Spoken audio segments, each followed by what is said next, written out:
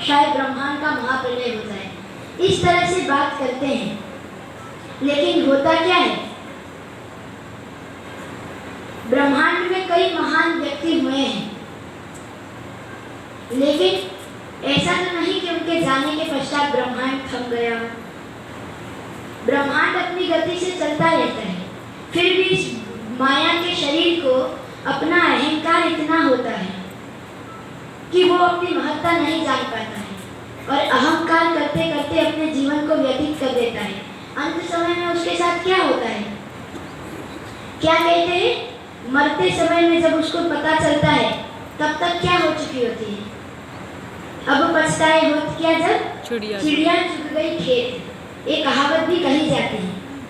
जब मृत्यु के समय में उसे पता चलता है कि उसे क्या करना चाहिए था, उसके पश्चात वो कुछ कर सकता है।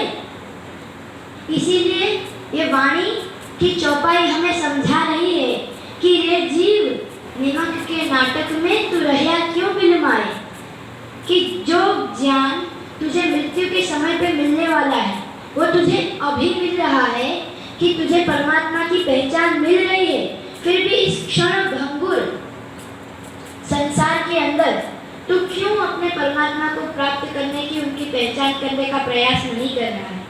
मानव तन की महत्ता बताते हुए अंत में मैं एक दृष्टांत देना चाहूंगा। एक माणिक का हीरा है, मान लीजिए कोई हीरा है, उसे अगर आप फल की दुकान पर लेके जाएंगे तो क्या दिखाएगा, इस हीरे का भाव 10 किलो फल, 20 किलो फल।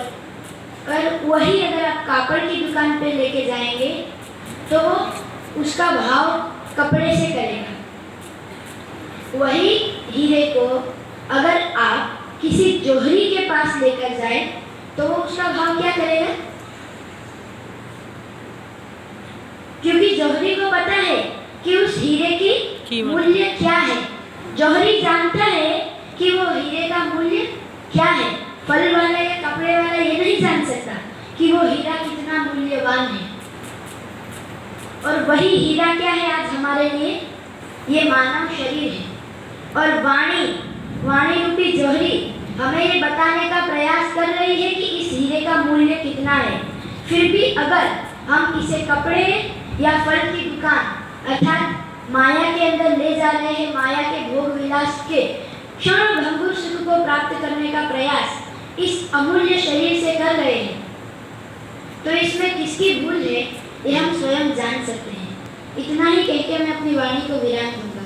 अगर मेरे से कोई ऐसी बात कही गई हो कि जिससे आपको ठेस पहुंची हो तो मुझे क्षमा कीजिएगा। प्रणाम जी। प्रणाम। बोलिए श्री राम।